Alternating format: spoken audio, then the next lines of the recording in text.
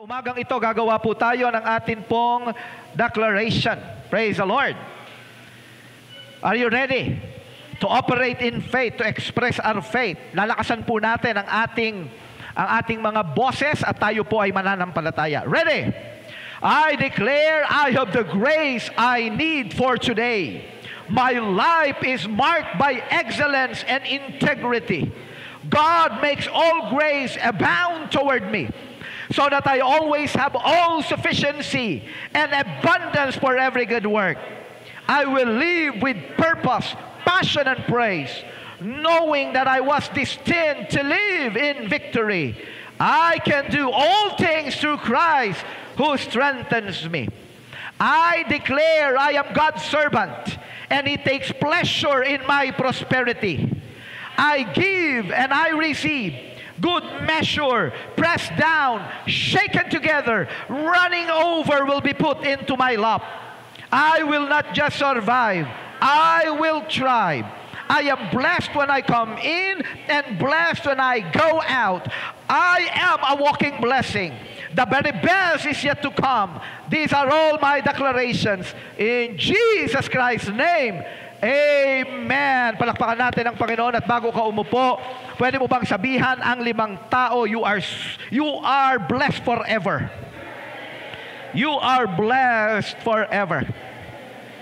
At habang sinasabi mo yan sa 5 tao, I pray that you will receive 5 times blessing this morning. Praise the Lord. Palakpakan natin ang Panginoon. Thank you, Lord.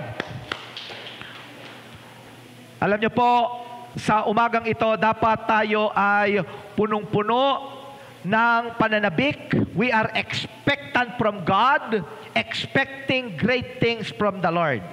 Amen. Sino po dito, itong araw na ito, the Lord's Day, our Super Sunday, meron kang mga ini-expect na mga dakilang bagay mula sa ating Diyos. Amen? Hindi po tayo nagtutungo sa lugar na ito o sa mga kasama natin sa FB Live upang tuparin lang natin ang mga religious rights na ating mga ginagawa every Sunday. Tayo ay nagtutungo sa church, aawit, mananalangin, makikinig ng salita ng Diyos, magbibigay, at pagkatapos nun ay tapos na. Alam po natin na sa tuwing tayo ay nagsasama-sama, we are God's children. Amen. We are the believers.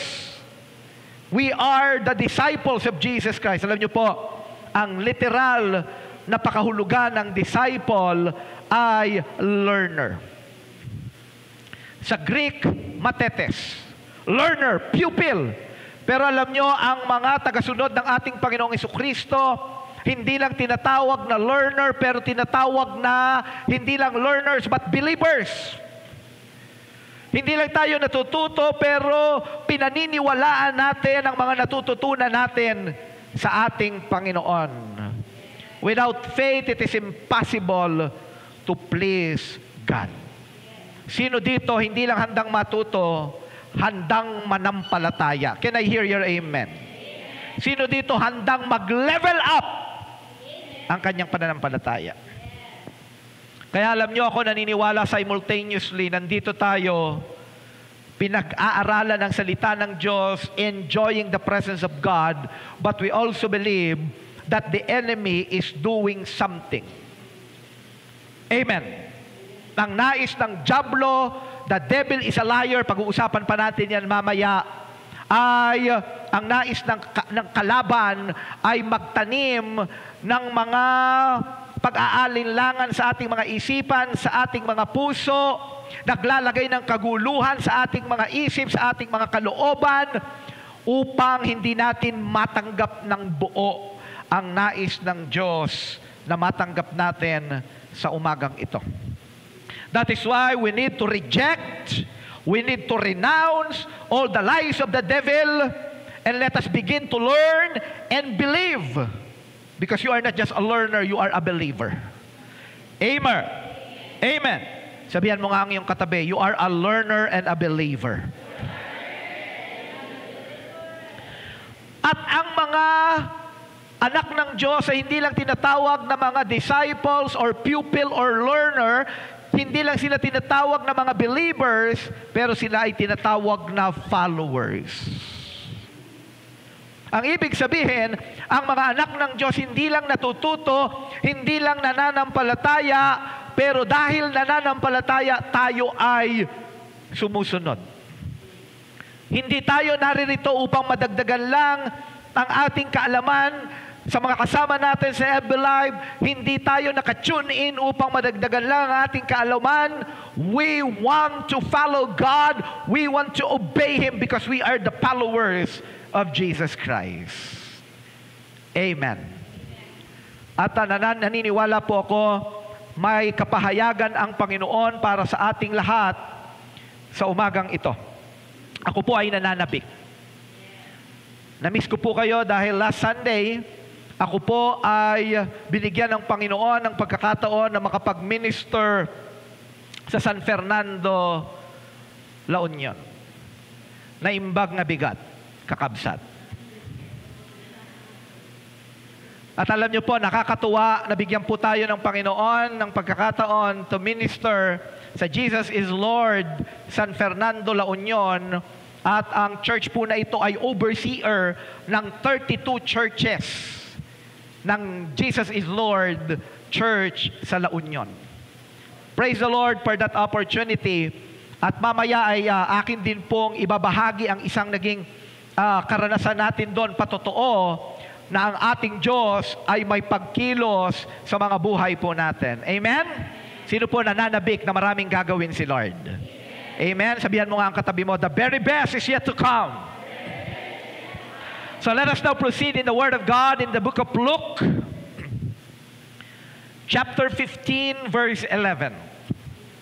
At naniniwala po ako, pag sinimulan natin itong basahin, marirealize mo, alam ko ang kwentong ito. Alam nyo, nung ginagawa ko po yung PowerPoint, nakita po ng aking apo ni Noah yung picture na merong lalaki na nakaluhod, nakayakap, at pagkatapos merong isang lalaki naman na nakatayo at nakapatong ang kanyang kamay sa ulo ng lalaking nakaluhod. At ang sabi ng aking apo, Lolo, who is that? What is he doing? Sabi ko, that is the son. He is asking for the forgiveness of his father. By the way, Inglesero po kasi ang aking apo. And then, ang sumunod na tanong niya, what is his name? Ang bata, napakaraming tanong. Eh, hindi ko po alam ang pangalan. So, ang sabi ko, he is the prodigal son. At ang sumunod na tanong, why is his brother angry? Sabi ko, parang alam na yata nito yung kwento nito. At biglang dumating naman si Judah, sabi sa akin, wow, why this son get his money from his father? Napakarami ng alam ng mga bata. Pero basahin po natin ang kwentong ito. At sa pagkakataong ito, let us expect from God. I believe, nabasa na natin ito. May mga pagkakataon siguro, narinig na natin ang mga kapahayagan regarding this story or parable. At nagkaroon pa ng pagkakataon, yung mga early days ng ating encounter retreat ay kasama ang kwento na ito. The story of the lost son, the parable of the lost son, or the prodigal son. Makikita niyo po bakit itong tinawag ang kwento na ito na the prodigal son. Okay, simulan po natin sa verse 11. Then he said, Jesus said, a certain man had 2 sons. And the younger of them said to his father, Father, give me the portion of goods that falls to me. So he divided to them his livelihood. Napakawalang sa ating kultura at maging sa kultura nila nung unang panahon, napakawalang hiya ng anak na ito. Ng nakababatang anak. Hinihingi niya na ang kanyang bahagi. Ang tawag natin dyan ay mana. Tanungin mo nga ang katabi mo, kapatid, nakatanggap ka na ba ng pamana? Tanungin mo siya, kapatid, may ine-expect ka bang pamana? Ang ibig sabihin ng ine-expect, pagdating ng panahon, maaari kang makatanggap kung ikaw ay maghihintay. Pero itong batang ito, itong anak na ito, hindi na makapaghintay.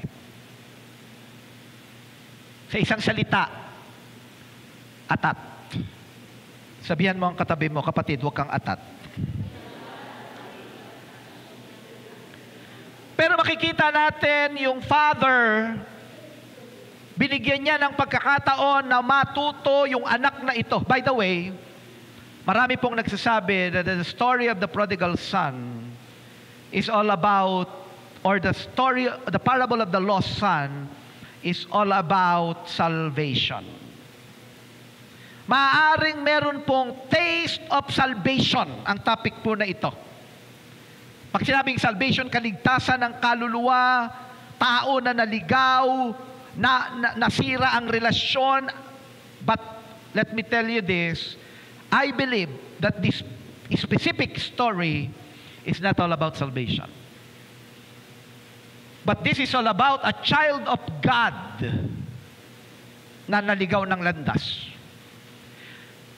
Kahit na siya ay napalayo, siya ay naligaw o piniling lumayo, whether we like it or not, he remains a son. Amen. Amen. Kahit na siya ay lumayo, sinira niya ang kanyang buhay, nagpariwara, siya ay nananatiling anak.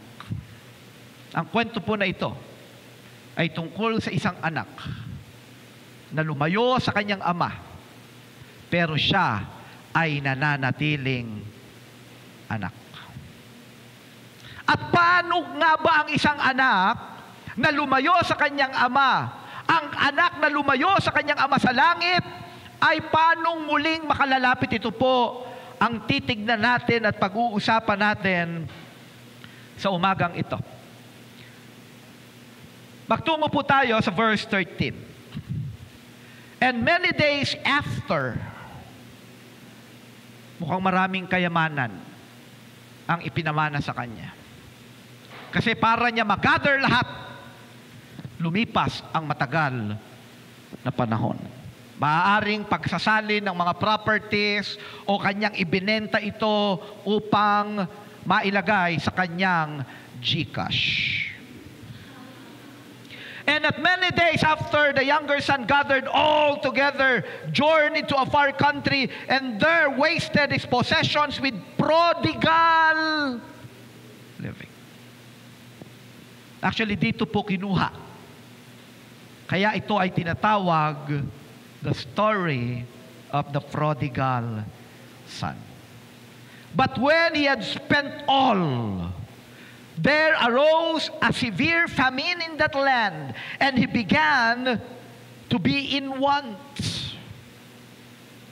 Then he went and joined himself to a citizen of that country, and he sent him into his fields to feed swine or pigs. Alam niyo po, kwento ito ng Hudyo. At ang mga Hudyo, para sa kanila, ang baboy ay considered unclean. Hindi man lang nila yan hinahawakan, hindi man lang nila yan kinakain. Kaya alam nyo, last February, nung kami po ay nagtungo sa Israel, for almost 2 weeks, hindi po kami nakakain ng pork. Ang makakain mo lang doon, pinagtyagaan na lang namin yung mga roasted lambs.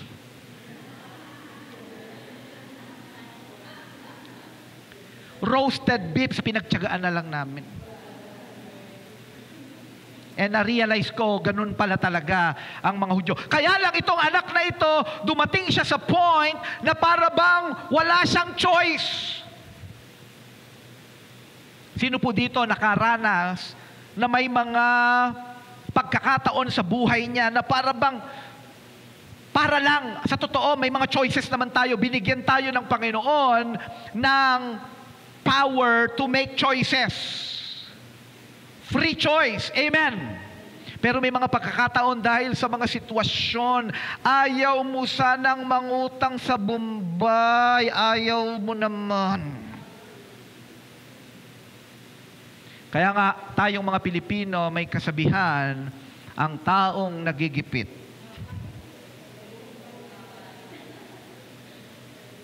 But I pray that the Lord will bless you so much na hindi ka nakakapit sa 5-6.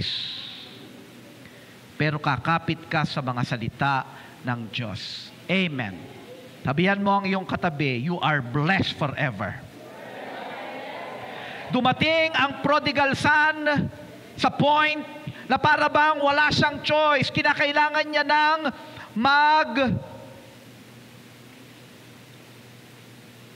gawin ang dapat niyang gawin. At ang sabi dito, verse 16, and he would gladly have filled his stomach with the pods that the swine ate, and no one gave him anything. Dumating siya sa point na kailangan niya ng mag-compromise, at hindi lang siya basta nag-compromise, pero nakikisalo na siya. Inaagawan niya pa yung mga baboy sa pagkain. Yun na yung nandun na siya sa ganong point. Napakahirap ng kanyang kalagayan.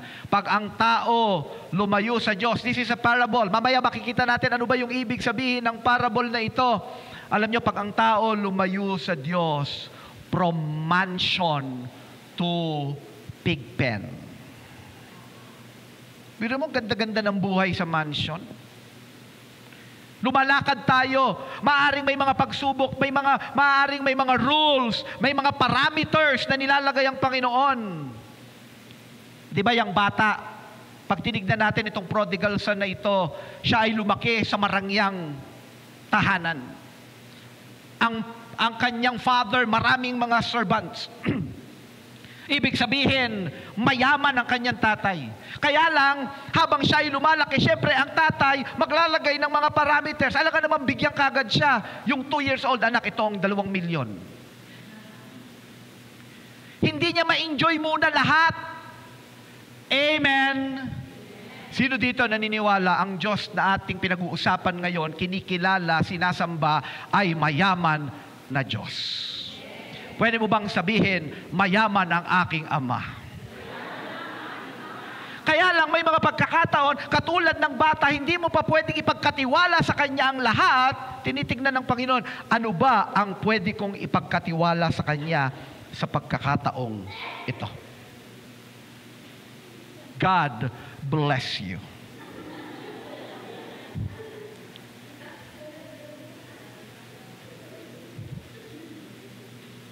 Kaya lang alam nyo, gusto niya nang makipagsalo doon sa mga baboy, wala pa ring tumutulong sa kanya.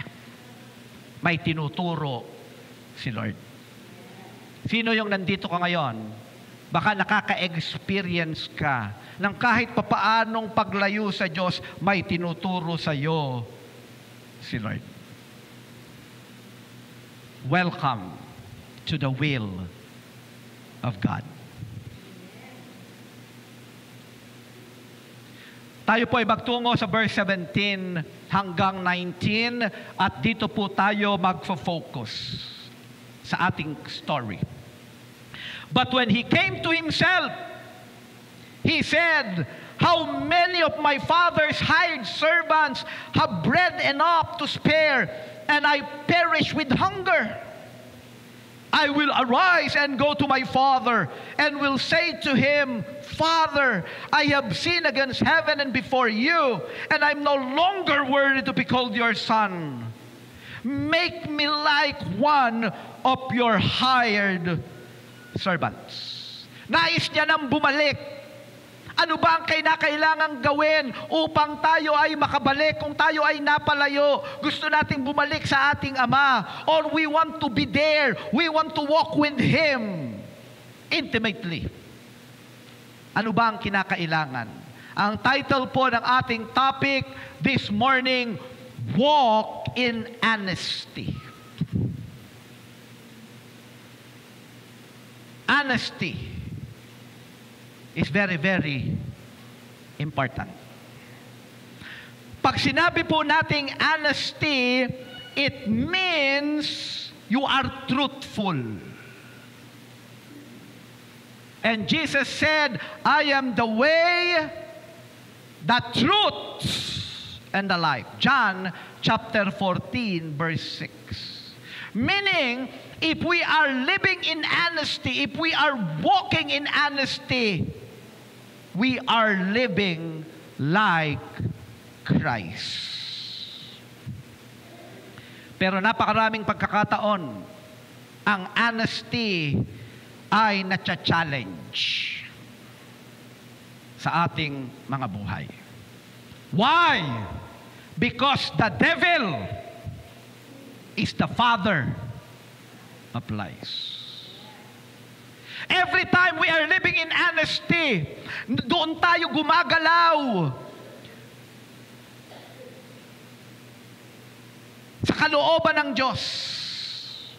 But every time we live in this honesty in lies, doon tayo gumagalaw sa kalooban ng dyablo. We are living and walking in the territory of the enemy. Because that is his territory, because the devil is the father of lies. Alam niyo po, Saturday, ang Breaking the Familiar Conference sa La Union, San Fernando, La Union, ay Thursday night and Friday the whole day. Nagkaroon ng Breaking the Familiar. Pagdating ng Saturday, sinabihan kami, pagdating ng hapon, pupunta kayo sa isang bahay sa Nagilian at magkakaroon ng house blessing. At pagdating ng gabi, meron kaming invitation sa isang city councilor ng San Fernando na siya po ay believer of the Lord Jesus Christ. To make the story short, nag-prepare na po kami at nag-usap-usap pa kami, wag na tayong kumain ng lunch. Para marami-rami ang makain natin doon sa Kasi sabi sa amin, paghahandaan daw talaga kami. So, nag-usap na kami, hindi kami kakain ng lunch. Medyo nag-struggle yung isa naming kasama, si Brother Og. Walang lunch. At nung nagdoon na kami sa Nagilian, narating namin yung isang malaking bahay na nandun, kumakatok kami, medyo tumagal kami ng konti, parang hindi kami welcome dito ah. Walang nagbubukas. Maya-maya, nagbukas na yung pintuan. At ang sumalubong sa amin ay isang tao na ang sama ng tingin sa amin. Parang ang dating nung tao nung nakatingin sa amin, parang uubusin nitong mga to ang aming pagkain. At pagkatapos maya-maya, yung tao po na yon ay nagpunta na dun sa likod sa kusina. Nagkwentuhan kami, maya-maya yung kanilang pastora lumapit sa akin, sabi, Pastor, i-bless po ang bahay na ito. Pero pwede po ba na ipag-pray nyo din yung pamangkin ng may-ari? Kasi po, siya ay nakararanas ng matinding depression at may mga pagkakataon na siya ay nag-attempt ng suicide.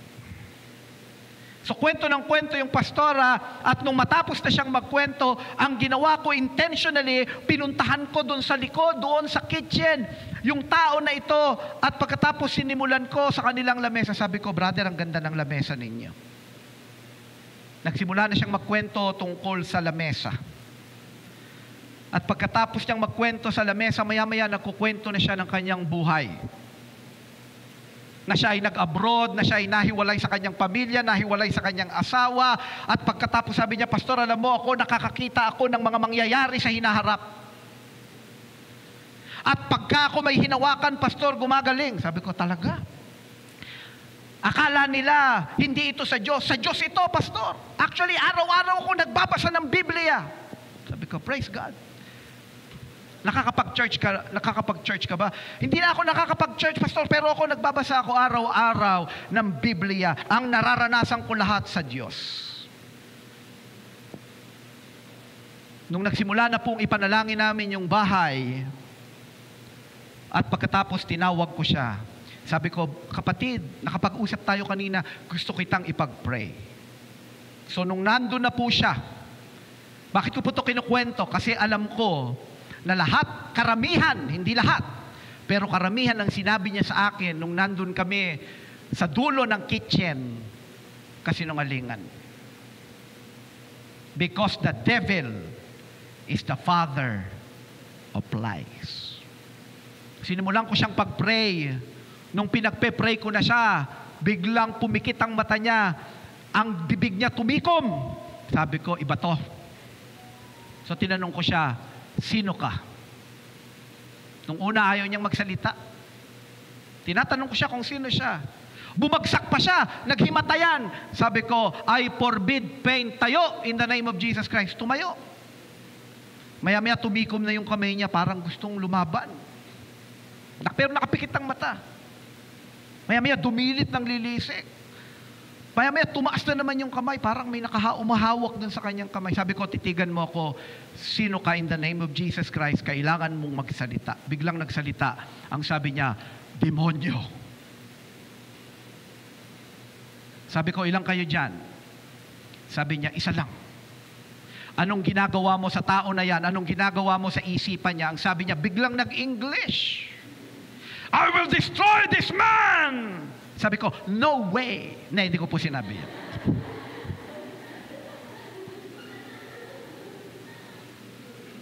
Ang sabi ko sa kanya, wala kang karapatan na sirain ang buhay ng tao na ito. This man is redeemed by the blood of Jesus. Kasi ang kwento sa akin ng pastora, nung kabataan daw nito, active na active sa gawain. Pero nakialam ang dyablo. So sabi ko sa kanya, aalis ka na dyan. Sagot! In Jesus Christ's name. Opo. Bibilang ako ng 3, aalis ka na. 1, 2, 3. Biglang bumagsak. Sabi ko, labas lahat, alis! Wala kayong karapatan sa taong ito. Maya-maya po, tumayo siya. Ang sabi niya sa akin, Pastor, dapat dumating ka pa noon. Maaga kang dumating. Sabi ko, bakit? Kasi noon, nakita ko, pumasok yung demonyo dyan sa bintana namin. Ang sabi, kukunin ko kayong 2. Yung pala, kasama yung tsuhin niyan, na-depress sila, namatay na yung kanyang tsuhin nung pandemic.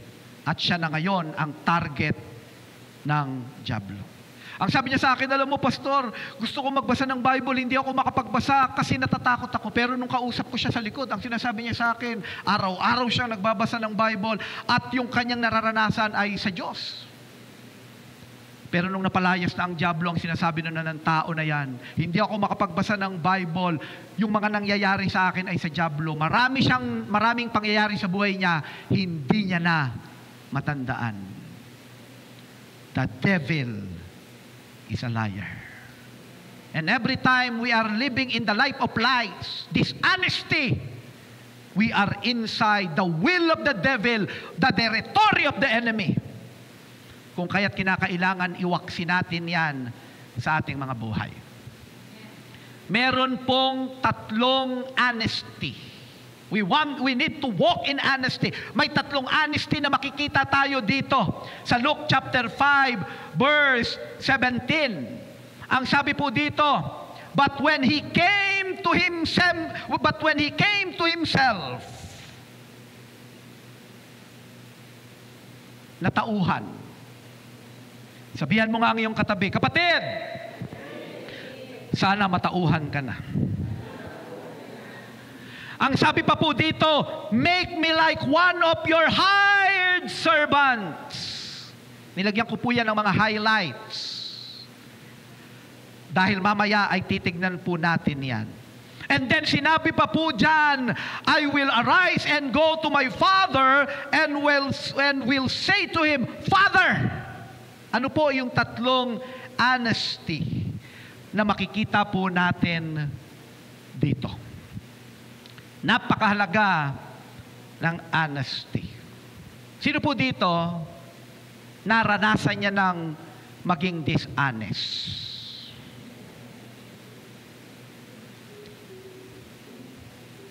Kung sa palagay mo ay hindi ka naging dishonest, right now, you are dishonest. Have you ever been dishonest? Tingnan po natin ito.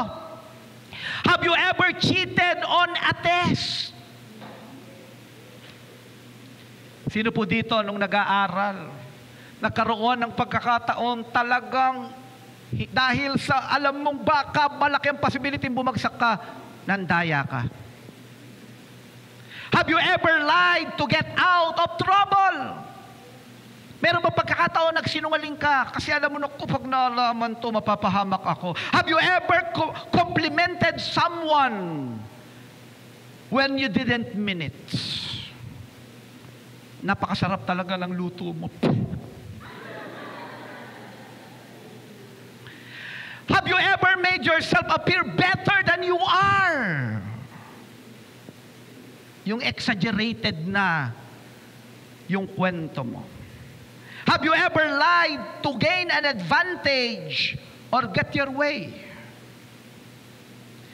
Have you ever misled someone to save your face? Have you ever been dishonest? Kaya nga kung titignan natin, napaka itong issue na ito. Minsan ang feeling natin harmless, kaya lang every time na tayo ay nagiging dishonest, napapalayo tayo sa magandang plano ng Panginoon sa pangabuhay natin. We are told that the average person tells about 13 lies per week. Grabe. Average yun. Ibig sabihin, may mga tao na higit pa. Sabihan mo ang katabi mo, kapatid! Sige, sabihan mo, kapatid! Below average ka, below average. It's about time that we who call ourselves follower of Jesus Christ, the one who called himself the truth, become known for our honesty. Sa binasa po natin sa Luke chapter 15, ano yung mga honesty na makikita po natin dito that led the lost son, the prodigal son, to come back home in the presence of his father. Number 1, be honest with yourself. Ang sabi po dito, but when he came to himself, alam niyo, may mga pagkakataon, mga kapatid, kinakailangan magpakatotoo tayo sa ating mga sarili kung gusto nating manumbalik sa presensya ng Panginoon. If we want to stay in the presence of God, if we want to walk intimately with God, unang-una, you need to be honest with yourself. May mga pagkakataon sa buhay natin, nagiging dishonest tayo unang-una. Hindi tayo nagiging truthful sa ating mga sarili. Ano po ang mga causes? Bakit tayo nagiging dishonest sa ating mga sarili? Number 1, denial.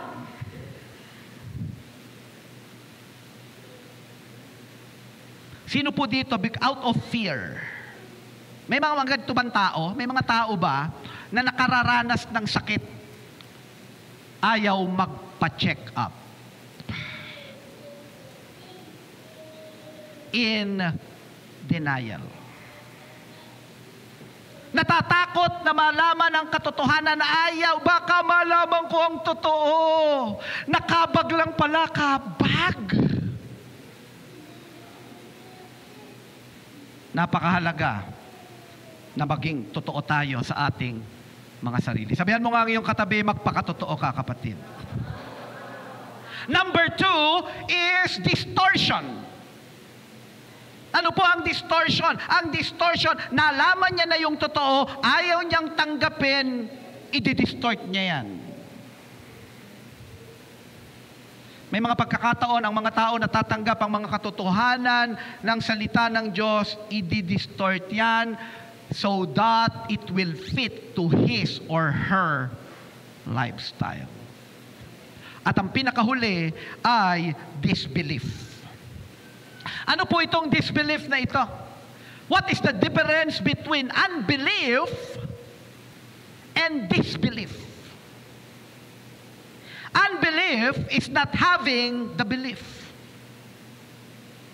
There is not a presence of any belief. Hindi talaga naniniwala. Ang tawag dyan, unbelief. Pag sinabing disbelief, disbelief is not accepting to believe. There is a knowledge that some belief is there, but having trouble to accept that belief. Yung isa, hindi naniniwala. Yun ang unbelief. Hindi naniniwala. Ang unbelief, ayaw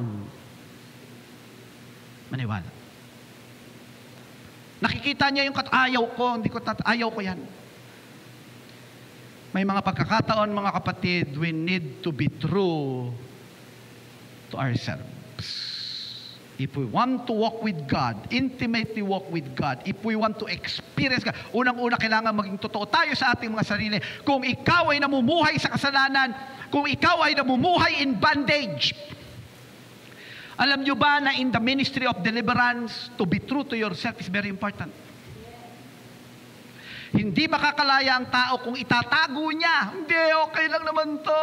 Hindi naman ako ganun masama. Pero alam mo, may nagagawa kang kasalanan. You need to be true to yourself. Sabihan mo nga ulit ang iyong katabi. Kapatid, magpakatotoo na tayo.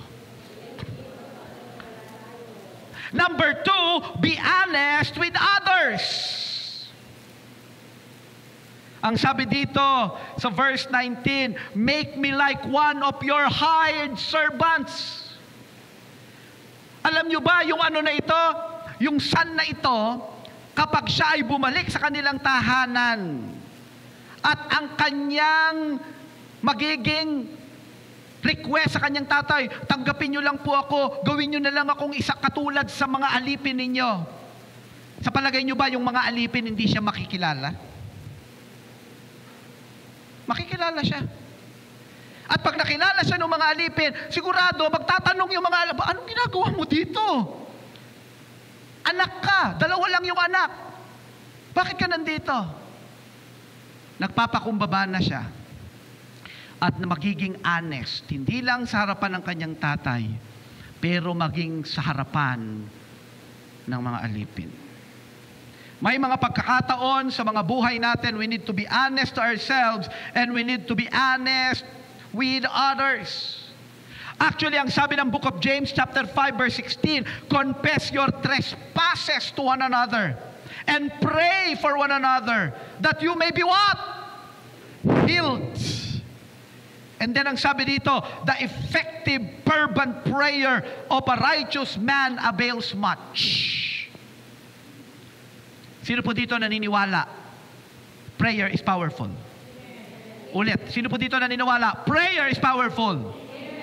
Pero mas nagiging effective ang prayer kung meron kang ipapanalangin, pero yung ipapanalangin mo, una sa lahat, naging honest sa'yo.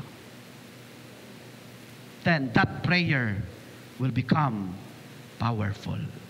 Can I have your amen?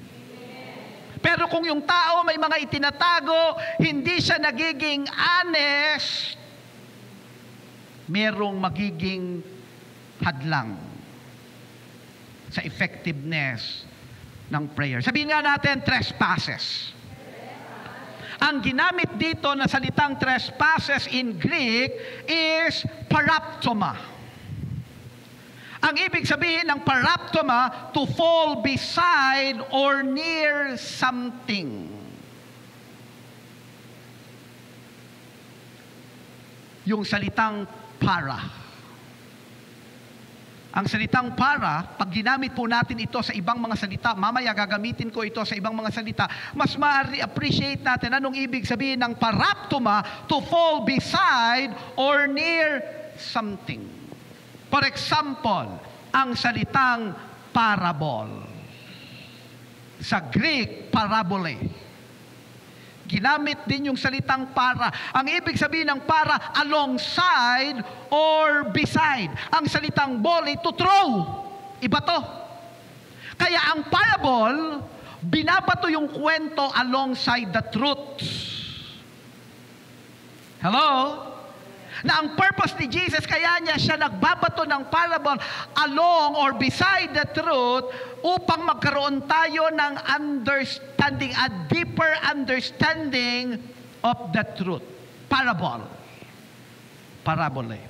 Another word is the word parakletos. Sa Greek, parakletos. The comforter. It pertains to the Holy Spirit. Para, alongside or beside, klit or klitos, ang ibig sabihin, to come or to walk. Ang ibig sabihin, ang Holy Spirit, nandyan ang counselor to walk besides us. The counselor. Puntahan natin ang salitang trespasses, paraptoma. Sabihin na natin, paraptoma.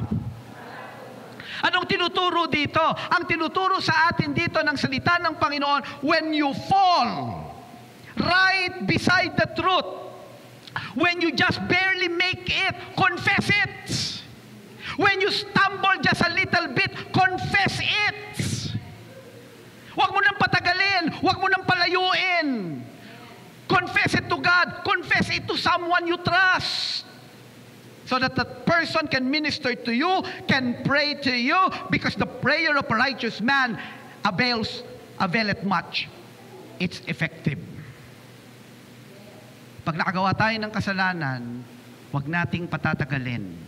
Huwag tayong lalayo, dahil kapag lumayo tayo at tumagal, mas dadaan tayo ng mas mahirap na process. Number one, you need to be honest with yourself. You need to be honest with others. And last, be honest with God. Ang sabi dito sa verse 18, ang sabi nung prodigal son, Father, I have sinned against heaven and before you. Naging honest sa Diyos. Alam niyo po ba na it only makes sense? Tingnan niyo po ako. It only makes sense if you will be honest with the omniscient God. Anong ibig sabihin? Bakit ka hindi magiging honest sa Diyos? Ang totoo naman, alam niya lahat. Amen? Bago ka pa manalangin, alam ng Diyos. Alam niyo ang pinakamagandang example ng pagiging honest sa Diyos, mababasa natin sa Luke chapter 22. Verse 41, ito yung si Jesus Christ ay nasa Garden of Gethsemane. At ang sabi dito sa verse 41, and he was withdrawn from them about a stone's throw, and he knelt down and prayed. Tingnan niyo ang prayer niya sa verse 42, saying, Father, if it is your will, take this cup away from me. Nevertheless, not my will, but yours be done. What an honest prayer. Lord, meron pa bang ibang paraan? Pwede bang hindi na ako mamatay sa krus upang bayaran ang kaligtasan ng sangkatauhan? Pwede ba yun, Lord? Not my will, kasi ang kalooban ko, kung pwede sana, take away this cup. Honest prayer. Be honest to God. Amen. Amen. Sino dito nagkukulang ka sa devotion mo? Hindi ka makapag-pray.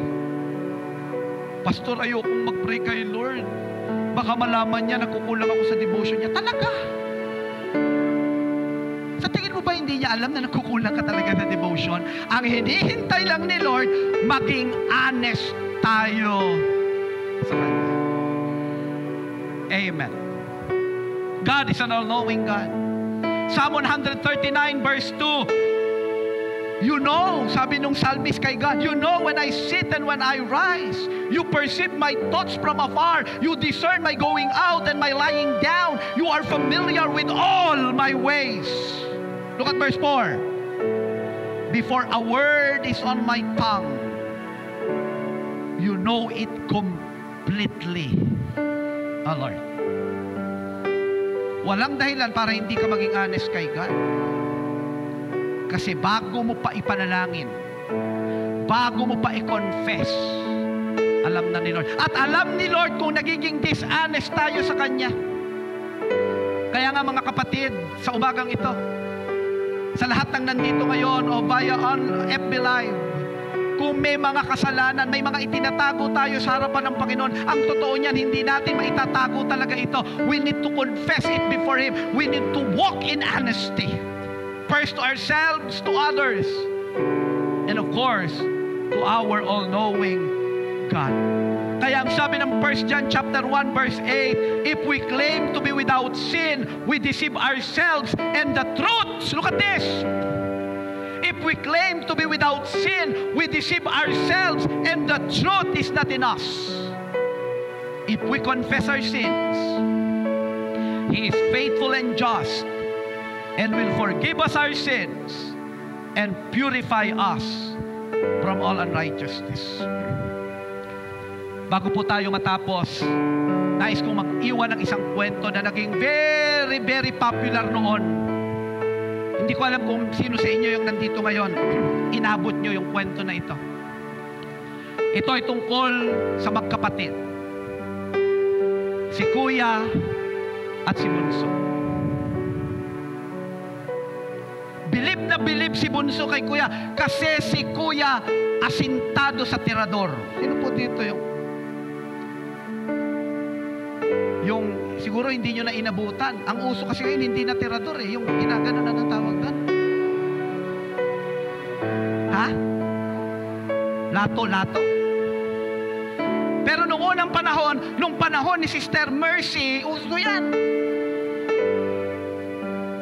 Bilib na bilib si Bunso kasi si Kuya asintado sa tirador. Sabi ni Bunso, Kuya, napakagaling mo talaga sa tirador. Sabi nga na. Sabi ni Kuya, hindi naman. Bunso, kunin mo yung lata, ilagay mo dun sa pader, yung malayo na yon, ilagay mo dun. Talaga Kuya? Sige na Bunso. Kinuha ni Bunso yung lata, tumakbo si Bunso, inilagay doon sa taas ng pader. Yung lata, pagkatapos bumalik sa kuya niya, sabi ng kuya niya, Bunso, manood ka. Kumuha ng bato, inilagay dun sa dila ng tirador, binatak yung goma. Manood ka Bunso, biglang binitawan. Kitang-kita ni Bunso, tinamaan yung lata. Ching!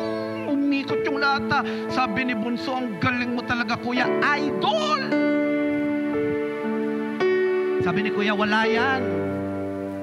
Nakikita mo ba yung bayabas? Sabi ni Bunso, Kuya, anong gagawin mo? Titiradorin ko yan. Pero ang tatamaan lang yung tangkay. Bunso, tumayo ka doon. Sa ilalim ng puno, takbo si Bunso. Pagtakbo ni Bunso, nandun siya sa ilalim ng puno. Sabi ni Kuya, saluhin mo, Bunso. Kumuha ulit ng bato si Kuya. Inilagay doon sa tirador, binatak. Manood ka Bunso. Nakita na lang ni Kuya, nakita na lang ni Bunso, bumagsak yung bayabas sa kanyang kamay. Ang galing mo Kuya, idol! Sabi ni Kuya, wala pa yan. Tignan mo yung pato ni Lolo. Yan ang paboritong pato ni Lolo. Sabi niya, Bunso, titiradurin ko yan. Ang tatamaan lang Bunso, yung palong. Sabi ni Bunso, Kuya, wag! Paboritong pato yan ni Lolo. Manood ka, kinuha ka agad ni Kuya yung bato. Inilagay sa tirador, binatak yung goma. Manood ka Bunso. Shoo! Eh yung pato kumakain eh. Biglang yung bato parating na ganun, tatamaan yung palong, nagulat yung pato, tumingin. Shoo! Sabi ni Bunso, nako, Kuya, anong gagawin natin? Nung nilapitan nila, pinulsuhan yung pato, wala ng pulso. Nung tinitingnan nila, pinakikiramdaman nila, hindi na humihinga yung pato. Sabi ni Bunso, Kuya, patay na yung pato. Sabi ni Kuya, Bunso, huwag kang maingay kay Lolo. Ang ginawa nila, sikreto nilang inilibing yung pato. Pagdating ng gabi, hapunan, hulaan nyo anong ulam? Hindi po, adobong baboy. Nung kumakain sila, pagkatapos kumain, ang sabi ni Lolo, Bunso, pagkatapos kumain, ikaw ang magligpit, hugasan ng mga pinagkainan. Umalis na si Lolo. Sabi ni Kuya, o sige Bunso gagawin ko pa yung assignment ko, ikaw na magligpit ka. Kuya, ikaw ang maghuhugas, magliligpit ng pinagkainan. Sabi ni Kuya, si Lolo ang sabi ikaw. Sabi ni Bunso, Kuya, ang pato, walang nagawa si Kuya. Si Kuya ang nagligpit, si Kuya ang naglinis ng pinagkainan, lahat. Natulog na sila. Kinaumagahan, ginigising sila ni Lolo. Kuya, Bunso, gising na. Papasok na kayo. Pagkatayo nila, sabi ni Lolo, Bunso, ligpit ang pinagtulugan ng hinigaan. Umalis na si Lolo. Sabi ni Kuya, ni Bunso, Kuya, narinig mo, ligpit lahat. Sabi ni Kuya, sobra na yan Bunso, rinig na rinig ko. Ang sabi ni Lolo, ikaw magliligpit. Sabi ni Bunso, Kuya, ang pato. Alam nyo, ganun ang palaging ginagawa ni Bunso. Bina-blackmail si Kuya, pati ang baon. Baon ni Kuya, hati pa sila. Hindi na matiis ni Kuya. Sabi ni Kuya, sasabihin ko na to kay Lolo, hindi ko na to kaya. Isang umaga, nagbabasa si Lolo, nagbabasa ng dyaryo. Uso pa nun yung pagbabasa ng dyaryo. Ngayon kasi hindi na. Pero panahon yon ni Sister Mercy. Lumapit si Kuya, sabi gano'n, Lolo, meron po akong ipagtatapat sa'yo. Sabi ni Lolo, ano ba yon? Kasi Lolo, yung pato. Sabi ni Lolo, yun bang tinerador mo? Kitang-kita ko, tinamaan mo sa sintido, asintado ka talaga, Apo, ang galing mo.